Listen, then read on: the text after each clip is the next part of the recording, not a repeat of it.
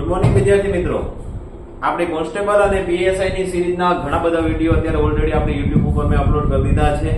જે નવા વિદ્યાર્થી મિત્રો અત્યારે જોડાય છે, ખાસ એક વસ્તુ ધ્યાન રાખે કે આગળના વિડીયો જો એમણે ના જોયા હોય તો અત્યારે જ જોઈ લે. એનું કારણ એ છે કે મિત્રો, જે લોકોને ખરેખર ખાકી પહેરવી છે એના માટે આગળના વિડીયો બહુ જ અગત્યના છે. મેથ્સના, રીઝનિંગના, ગુજરાતીનો પણ ઓલરેડી આવી ગયો છે, બીજા ટૂંક સમયમાં જ આવે છે મિત્રો. અને આજે જે હું ક્વેશ્ચન તમારી સમક્ષ લઈને આવ્યો છું એ પ્રશ્નો પણ ખાસ યાદ રાખજો. આ બધા પ્રશ્નો છે ટાઈમ એન્ડ ડિસ્ટન્સના છે અને બહુ મોસ્ટ આઈએમપી છે, કારણ કે આગળના ચેપ્ટરો છે તો કરવાના જ છે, સાથે સાથે આ ચેપ્ટરો પણ એટલા જ અગત્યના છે.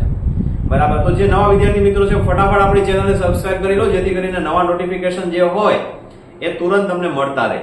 બરાબર, કે નવો વિડીયો અપલોડ થાય તો તમને ખ્યાલ પડી જાય. ને મિત્રો, ખાસ તમને નમ્ર વિનંતી કે આપણા વિડીયો જો ગમતા હોય તો લાઈક કરી અને શેર કરવાનું ભૂલશો નહીં, કારણ કે તમે જેટલા વધારે શેર કરશો એટલા વિડીયો વધારે જોવાશે ને એટલે અમને વધારે મજા આવશે મિત્રો. તો એક તમને નમ્ર વિનંતી છે, કારણ કે 1 વર્ષ સુધી કન્ટિન્યુ આપણે આ રીતના ભણવાનું છે, તો તમારો જેટલો સપોર્ટ મળશે એટલી જ અમને વધારે મજા આવશે. હવે આજે જે આ ચેપ્ટર ચાલુ કરવું એ પહેલા મારે તમને થોડીક બાબતો સમજાવવાની છે. ટાઈમ એન્ડ ડિસ્ટન્સ એટલે કે સમય અને અંતર. તો એના માટે મિત્રો એક કોમન વસ્તુ છે, કોમન સેન્સની બાબત છે, પણ છતાં પણ હું તમને સમજાવી દઉં કે એમાં જે 3 ફોર્મ્યુલા આપેલી છે.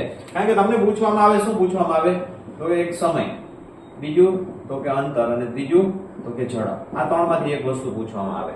બરાબર, સપોઝ કે અહીંથી ને આપણે રાજકોટ સુધીનું અંતર ધારો કે 100 કિલોમીટર છે. તમને એવું કહેવામાં આવે કે 50 કિલોમીટર પ્રતિ કલાકની ઝડપે જવાનું છે, તો કેટલા સમયમાં તમે ત્યાં પહોંચી જશો? આ ટાઈપનો ક્વેશ્ચન પૂછે. તો જે 100 કિલોમીટરનું અંતર છે એને પ્રતિ કલાક ઝડપ કેટલી? તો કે 50 કિલોમીટર પ્રતિ કલાક. મતલબ કે દર કલાકે 50 કિલોમીટર કાપે છે અંતર. બરાબર, એનો મતલબ એવો થયો કે જે આ 100 કિલોમીટરનું અંતર છે 50 કિલોમીટર પ્રતિ કલાકની ઝડપે પહોંચે તો 2 કલાકમાં પહોંચી જાય. મતલબ કે સમય બરાબર અંતરના છેદમાં ઝડપ. આ કોમન સેન્સની વાત છે.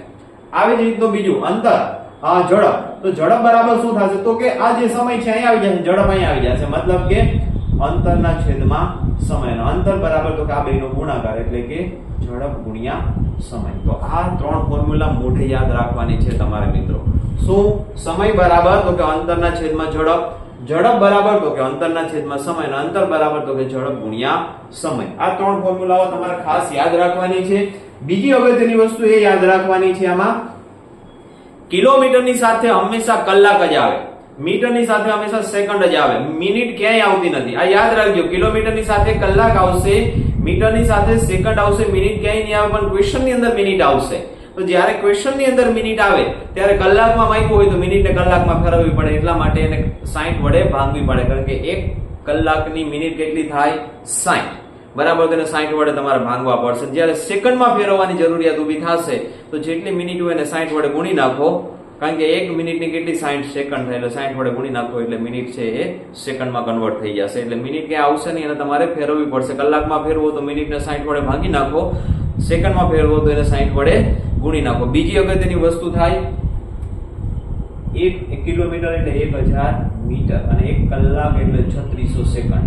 આનું ટૂંકું રૂપ કરીએ તો થાય 5/18. આ બધાને ખ્યાલ હશે. હવે જ્યારે જવાબ જેમાં આપણને માગે, સમય આપણને જેમાં માંગ્યો, કિલોમીટર પ્રતિ કલાકમાં માંગ્યો હોય તો બધું આપણે કિલોમીટર અને કલાકમાં જોઈએ. મીટર પ્રતિ સેકન્ડમાં માંગ્યો હોય તો બધું આપણે મીટર અને સેકન્ડમાં જોઈએ. આ ભૂલવાનું નથી.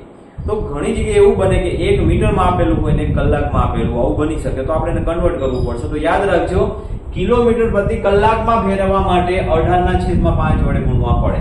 મોટા એકમમાં ફેરવો તો અંશમાં મોટી રકમ લખવાની, અને મીટર પ્રતિ સેકન્ડમાં ફેરવવા હોય તો તમારે 5/18 વડે ગુણવા પડશે, કારણ કે નાના એકમમાં ફેરવો એટલે અંશમાં નાની રકમ આવશે.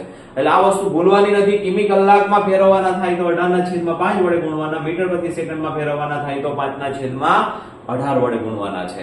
તો આ વસ્તુ ભૂલવાની નથી, કારણ કે એક વસ્તુ યાદ રાખજો, કિલોમીટરની સાથે કલાક જ જોશે, મીટરની સાથે સેકન્ડ જ જોશે, મિનિટ કઈ નહીં જોઈએ, અને ફેરવવી પડશે. અને એક વસ્તુ કિલોમીટર અને સેકન્ડમાં આપેલું હોય તો જેમાં જવાબ માંગ્યો એમાં એક વસ્તુને ફેરવવી જોશે, અને એના માટે આપણે 5/18 અને 18/5 ની જરૂરિયાત ઊભી થશે. તો આ વસ્તુ ક્યારેય ભૂલવાની નથી. બરાબર, તો આટલું બધું ક્લિયર છે. સમય, અંતર, ઝડપ ત્રણેયની ફોર્મ્યુલા, કિમી કલાકને મીટર સેકન્ડમાં ફેરવવા માટે, મીટર સેકન્ડને કિમી કલાકમાં ફેરવવા માટે શું કરવું પડે, અને મિનિટ હોય તો એને ફેરવવા માટે કલાકમાં ફેરવવી 60 વડે ભાગવાનું, અને સેકન્ડમાં ફેરવવી તો 60 વડે ગુણવાની. તો આ થયા બેઝિક નિયમો. હવે આપણે જઈએ સમય અને અંતરના પહેલા ક્વેશ્ચન ઉપર. કોઈ એક સાયકલ સવાર 36 સેકન્ડમાં 600 મીટર અંતર કાપે છે તો તેની કિમી કલાકમાં ઝડપ શું થાય? તો ઝડપ બરાબર મેં તમને હમણાં જ કીધું અંતરના છેદમાં સમય. તો આપણને બે વસ્તુ આપેલી છે 600 મીટર અને 36 સેકન્ડ. પણ જવાબ શેમાં માંગ્યો? કિલોમીટર પ્રતિ કલાકમાં. આ બે વસ્તુ શેમાં છે? મીટર પ્રતિ સેકન્ડમાં. તો આને કિલોમીટર પ્રતિ કલાકમાં ફેરવવા હોય તો આપણે 18/5 વડે ગુણવા પડે. હવે આને આપણે છેદ ઉડાડી દઈએ તો કે 18 2 36 5 2 કેટલા થાય? તો કે 10 0 0 ઉડી ગયા બરાબર 60 કિલોમીટર પ્રતિ કલાક. ક્યાં છે ઓપ્શનમાં? તો કે ઓપ્શન બી. ધ્યાન રાખજો અહીંયા મીટર પ્રતિ સેકન્ડ છે. ઓપ્શન એ કરી નાખશો જવાબ ખોટો આવશે. 60 ખાલી જોશો, પાછળનું મીટર સેકન્ડ કે કિમી કલાક નહીં જોવો તો પણ જવાબ ખોટો આવશે. આ ઓપ્શન નહીં આવે કારણ કે મીટર પ્રતિ સેકન્ડમાં છે, અહીંયા કિલોમીટર પ્રતિ કલાકમાં છે, એટલે આપણું આવશે ઓપ્શન બી. આ થયો પહેલો ક્વેશ્ચન. એકદમ સિમ્પલ મેથડ. ઝડપ બરાબર અંતરના છેદમાં સમય અને જવાબ માંગ્યો તો કિમી કલાકમાં, એટલે 18/5 વડે ગુણી નાખ્યા. ત્યારબાદ બીજો ક્વેશ્ચન બહુ અગત્યનો ક્વેશ્ચન છે, ખાસ જોજો. કોઈ એક બસ, આ ટાઈપના ક્વેશ્ચન છે ને મેં ઓલરેડી પહેલામાં બી કરાવી દીધા છે સરેરાશની અંદર પણ. એટલે જે લોકોએ એ ક્વેશ્ચન જોયા હશે એના માટે આ ઈઝી થઈ જશે. કોઈ બસ શહેર A થી B 45 કિમી કલાક અને શહેર B થી A પાછી પરત 30 કિમી કલાકની ઝડપે કાપે છે તો તેનો સંપૂર્ણ પ્રવાસમાં તેની સરેરાશ ઝડપ શોધો.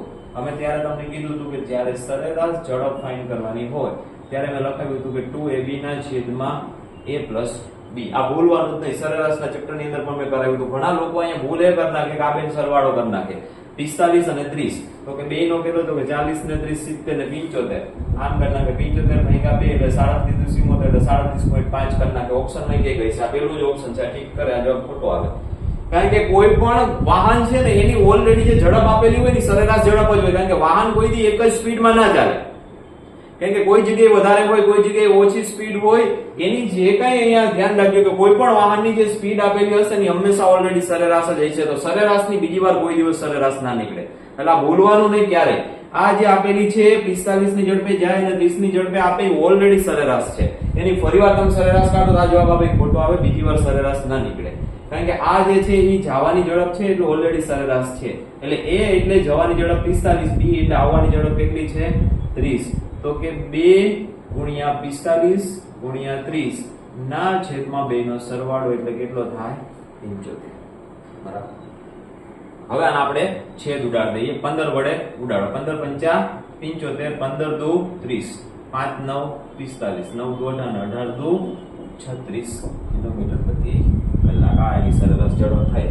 તો 36 ઓપ્શનમાં છે તો કે હા છે અહીંયા પેલું. આપણું ઓપ્શન સી જવાબ આવશે. બરાબર. એટલે આ ભૂલવાનું નહીં કે જ્યારે પણ આ ટાઈપનો ક્વેશ્ચન પૂછે સરેરાશ ઝડપ આવે એટલે 2AB ના છેદમાં A plus B. અહીંયા એવું પણ લખેલ 2XY ના છેદમાં X plus Y. A અથવા X એટલે જવાની ગતિ, B અથવા Y એટલે પરત આવવાની ગતિ. ત્યાર પછી લાસ્ટ ક્વેશ્ચન, ત્રીજો ક્વેશ્ચન બહુ મોસ્ટ આઈએમપી ક્વેશ્ચન છે. અને આ જ્યારે પણ કોઈ પણ જગ્યાએ ગણતરી તમને કરેલી આપેલી હશે એમાં યાદ રાખજો બહુ લાંબી લાંબી મેથડથી ના ક્વેશ્ચન ગણાવેલો હશે. એવી બધી લાંબી મેથડથી ના ક્વેશ્ચન છે સોલ્વ ના થાય. એકદમ સિમ્પલ મેથડથી શોર્ટકટથી આ ક્વેશ્ચન સોલ્વ થઈ જાય. અને આ ક્વેશ્ચન સોલ્વ કરવો બહુ ઈઝી છે પરંતુ આને સમજવો પણ એટલો જ અઘરો છે. બરાબર. એટલે શાંતિથી સાંભળજો. કોઈ ચોર સવારે 9 વાગે મોટર કાર ચોરી અને 60 કિમી કલાકની ઝડપે ભાગે છે. ચોર કેટલા વાગે ભાગ્યો? 9 વાગે. મોટર કાર ચોરી અને ભાગે છે. ઝડપ કેટલી છે? 60 કિલોમીટર પ્રતિ કલાક. હવે બપોરે 12 કલાકે ચોરીની જાણ થતા પોલીસ 90 કિમી કલાકની ઝડપે એમનો પીછો કરે છે. તો ચોર કેટલા સમય બાદ પકડાઈ જશે? તો ચોરને પકડવાનો. ચોર 9 વાગે ભાગ્યો છે, પોલીસ 12 વાગે ભાગી છે.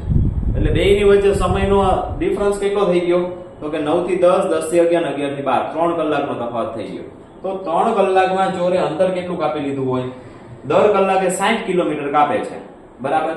સમય બરાબર અંતરના છેદમાં ઝડપ. તો કે 180 કિલોમીટર ઓલરેડી ને કાપી નાખ્યું છે. કારણ કે જ્યારે પોલીસને 12 વાગે જાણ થાય છે ત્યારે ચોર તો 9 વાગે નીકળી ગયો. તો 3 કલાકમાં પ્રતિ કલાક 60 કિમી કલાકની ઝડપે ભાગે તો 60 60 60 કેટલા થાય? 80 આટલું અંતર કપાઈ ગયું છે. હવે પોલીસ ભાગે છે એની ઝડપ કેટલી છે 90 કિલોમીટર પ્રતિ કલાક, જ્યારે ચોરની કેટલી છે 60. મતલબ કે બેયની તમે જોવા જાઓ તો પોલીસની ઝડપ 30 કિલોમીટર પ્રતિ કલાક વધારે છે. તો આ બેની વચ્ચે જે અંતર છે ને 180 નું, એ આ 30 કિમી કલાકની ઝડપે જ ઓછું થશે.